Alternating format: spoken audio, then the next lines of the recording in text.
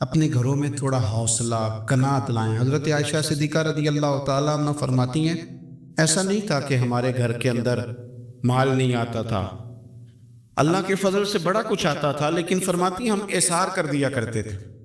حضور کا مزاج احسار کر دینے کا ہے۔ یاد رکھنا، شمع سے اگر کئی شمعیں جل جائیں تو اس کی روشنی میں کبھی کمی نہیں آتی، ہزاروں دیے بھی جل جائیں تو یہ دیے ماند نہیں پڑتے۔ مہنگائی بڑی زور کی ہو گئی، غریب آدمی کی آزمائش بڑھ گئی۔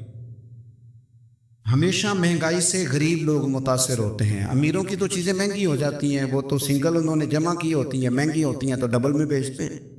غریب پستا ہے، لیکن دکھ کی بات یہ ہے کہ ہم ایک دوسرے کا ساتھ نہیں دیتے۔ مقروض ذہنی اذیت کا شکار ہے۔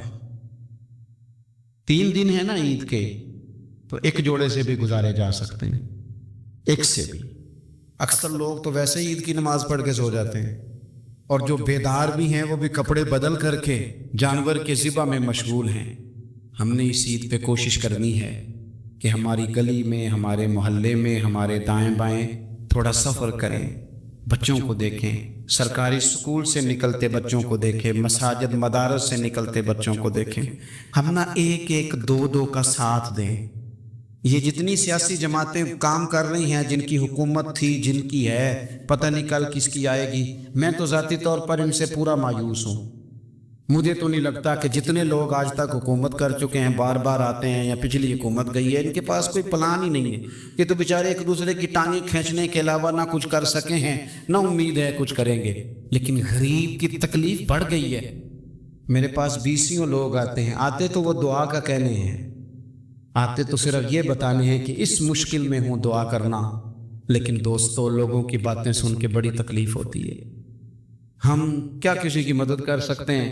ہمارے لیے تو مدارس چلانے مشکل ہیں، لیکن لوگ اذیت کا شکار ہیں۔ ذہنی کرب کے نیچے لوگ آ گئے، اتنی بڑی اذیتیں کھڑی کر دی گئی ہیں۔ تھوڑا تھوڑا دیکھو، 2 کا کھانا 3 بھی تو کھا ہی سکتے ہیں نا، 3 کا کھانا 4 بھی تو کھا ہی سکتے ہیں نا۔ میرے محبوب نے ہمیں یہ نہیں کہا تھا زیادہ گوشت پکانا، بلکہ رسول پاک نے تو رنگ ہی بڑا سادہ دیا ہے۔ کریم نے فرمایا عائشہ شوربہ ذرا زیادہ کر لو، پڑوسیوں کو بھی سالن دے دیں گے، تھوڑا شوربہ زیادہ کر لو، اسی کو بڑھا لو، تھوڑا شوربہ بڑھا لیں، تھوڑا تھوڑا ایک دوسرے کی مدد کریں، دست شفقت رکھیں۔ گلیوں میں سنسان لوگ، اب تو لوگ ایک دوسرے سے دکھ بھی نہیں کہتے، وہ کہتے ہیں دینا کسی نے ہے کچھ نہیں، اور تماشا الگ سے بن جائے گا۔ دوستو ہم نے خود ایک دوسرے کا ہاتھ بٹانا ہے۔ جو لوگ صاحب ثروت ہیں، دیکھو ایک ہی باپ کی اولاد ہوتی ہے، ایک کو اللہ بڑا نواز دیتا ہے، 2-3 کمزور رہ جاتے ہیں، اس کو چاہیے وہ دوسروں پہ دست شفقت رکھے۔ عزیز دوستو، بزرگوں اور بھائیوں، زندگی دولت کے انبار کے نیچے نہیں گزر سکتی، بڑے بڑے مکانات کے سائے میں وقت سکون سے نہیں گزرتا۔ معاشرے کے اندر سکھی وہ شخص ہوتا ہے جسے دنیا سے پیار ملتا ہے، جس کا کوئی بھائی ہوتا ہے، جس کا کوئی بیٹا ہوتا ہے، جس کے ماں باپ ہوتے ہیں، جس کے دوست احباب ہوتے ہیں۔ انسان اللہ کی بنائی ہوئی مخلوق سے سکھ پا کے سکھ ہی رہتا ہے، اور اگر اسے مخلوق سے سکھ نصیب نہیں ہوتا، کم لوگ ہوتے ہیں جو صوفیاء ہیں، جو بزرگ ہیں، جو مخلوق کے سکھ کی امید نہیں رکھتے۔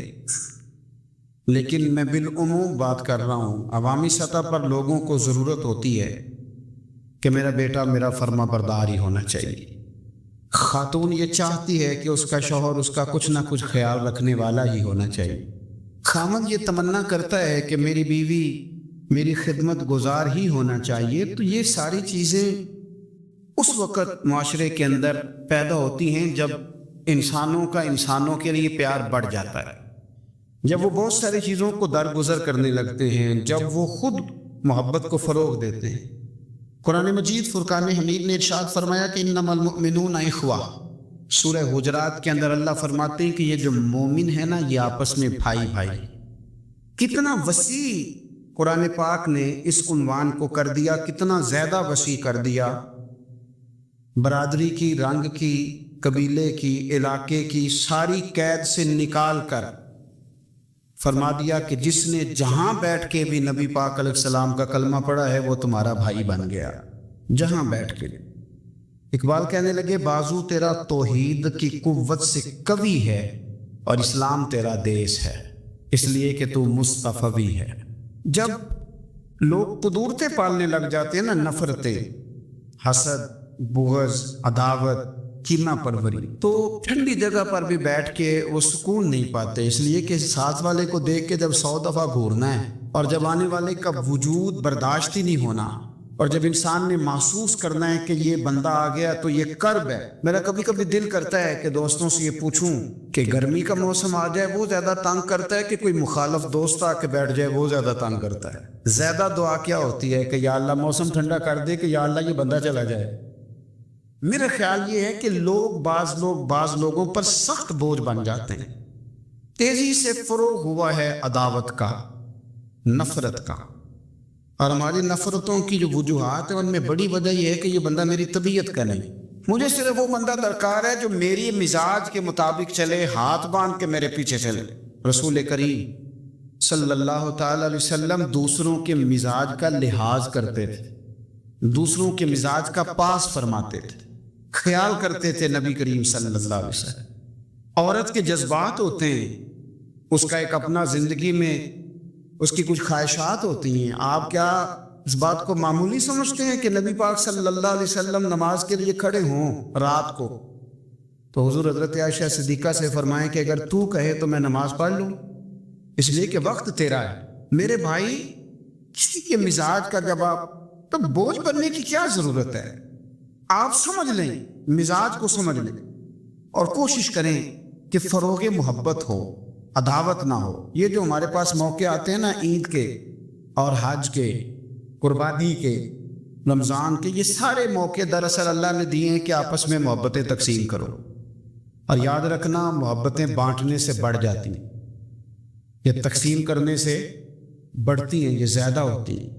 ہم محبت نہیں بانٹتے، ہم مفادات کو دیکھتے ہیں، ہم مفادات کو دیکھتے ہیں۔ میں نے تو زندگی میں ان لوگوں کو بھی دیکھا ہے کہ کسی آستانے پہ، کسی ادارے میں، کسی مسجد میں، کسی تنظیم میں ان سے کوئی پیار زیادہ ہو گیا تو انہوں نے پھر اپنے وہ مفاد سامنے رکھ کے کسی اور کو وہاں داخل ہونے دیا، ورنہ انہوں نے کسی کو قریب نہیں پٹکنے دیا، کہیں ایسا نہ ہو جائے کہ وہ جو ہمارا نمبر ہے وہ پیچھے نہ چلا جائے۔